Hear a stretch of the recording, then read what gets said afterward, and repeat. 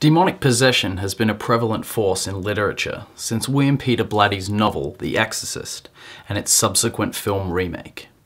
Since, we have seen such films featuring demonic possession as The Rite, The Conjuring, The Exorcism of Emily Rose, and basically every Nicolas Cage movie.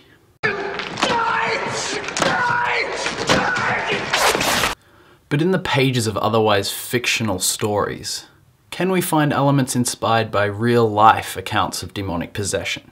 Is there any truth behind the spider walking, the projectile vomiting, the levitating, and this, whatever this is?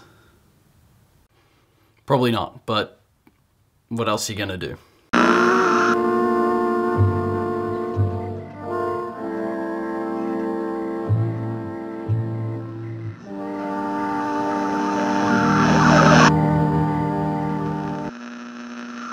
This is Mitch, welcoming you to another episode of Creepskates. Up first is the true story that inspired the book and the film The Exorcist. The protagonist of this story is not a girl named Regan, but a boy named Roland Doe.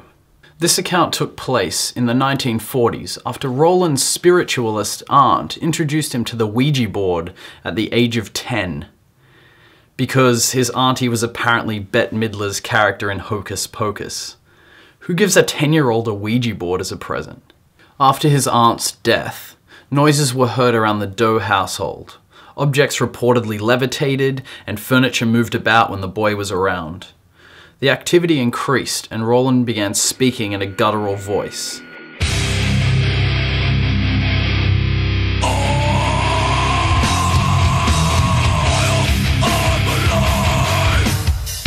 He even slashed the arm of a priest exorcising him with a bed spring he snapped from his mattress. I've provided a link in the description if you want to read more about a case that's probably responsible for all those overused horror tropes that we see in every single horror film. Here's some shinfo for you. Anderson's brand pea soup was used to capture the effect of the projectile vomit scene in The Exorcist. Campbell's was trialed, but didn't make the cut due to not having the right consistency. Check out this footage. No commentary needed, but to create a context, this is a pastor of a church in America exorcising a man of his homosexual demons. God has forgiven me. God has forgiven me. You heard what he said? Did you hear what he said? Yes, I heard what he said. Doesn't make any difference what he says. Does it? No!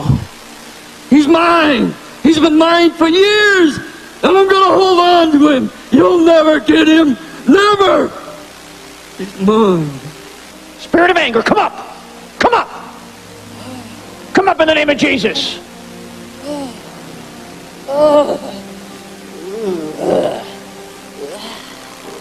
Here's a man possessed by vegan propaganda.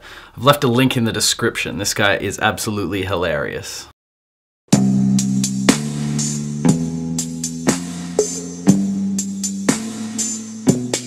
I can make anybody wanna go vegan. All I gotta do is move my body like this. So, hey, I'll enjoy some fruit right now for your viewing pleasure.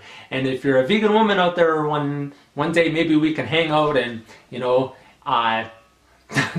do some licking. I'm not going to apologize for enjoying licking. I'm just an animal. I like to be a kind animal. I'm trying to be kind to others. And hey, there's nothing wrong with licking. Okay, so...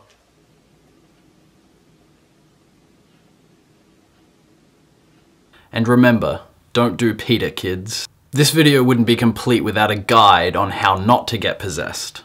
All those Disney films you enjoyed as a kid are well and truly off the table if you want to save your mortal soul. This whole video exposing the dark secrets of Disney is hilarious. I went through it thinking and hoping it was a joke, but somehow I don't think it is. I'm gonna ask you this question, parents. When you set your kids to watch these shows, you're literally letting them be like the villains when they take the good guy and they manipulate him. It's the same thing. We can't let this happen. Here's Pixar. The light is the eye and the shadow is a pyramid, which is the Illuminati pyramid.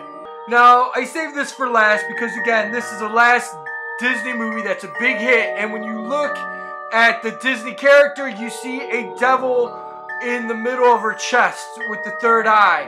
Little girls are going crazy for these dresses. They're looking for it. They were actually sold out at one point, and they have a devil in the middle. Baphomet the devil. The toys themselves have a devil, Satan, in them.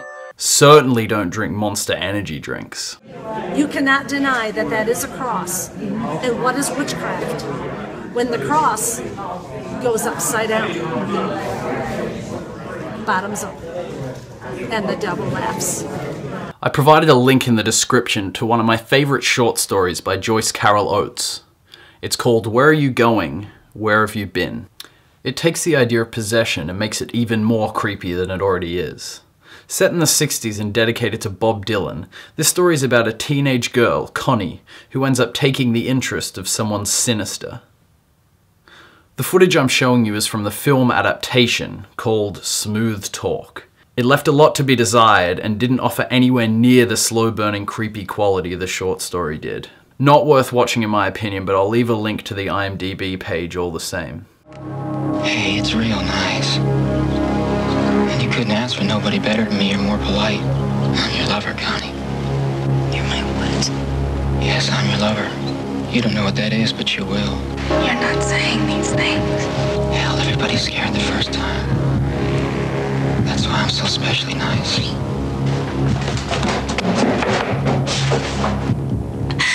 What do I do now? Smooth talk. I'm also going to leave a link for Clive Barker's Lost Souls, another great short story you should check out from the guy who brought us a Hellbound Heart that has its film adaptation under the title Hellraiser, which I'm sure lots of you have heard of. We'll tear your soul apart. That brings us to the end of another episode of Creepskates. Give us a like and a subscribe, and remember, black it all out.